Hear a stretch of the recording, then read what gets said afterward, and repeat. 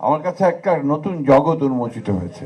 ব্যক্তিগতভাবে আমাদের ভারপ্রাপ্ত চেয়ারম্যান তারেক রহমানের কাছে এবং যারা এটা আয়োজন করেছেন তাদের কাছে আমি অত্যন্ত কৃতজ্ঞ। এই জন্যে যে এই জগতের সঙ্গে পরিচিত না হলে বোধহয় জীবনের একটা বড় অংশ অপরিচিত থেকে যেত। আমরা প্রতিবন্ধী মানুষদের দেখেছি, কিন্তু তাদের দুঃখ, ব্যথা, বেদনা এ সম্পর্কে আমাদের খুব বেশি ভালো ধারণা ছিল না। যাক, আমি বক্তব্য বাড়াবো না, উনি আমাদের চেয়ারম্যান মহোদয় বক্তব্য রাখবেন।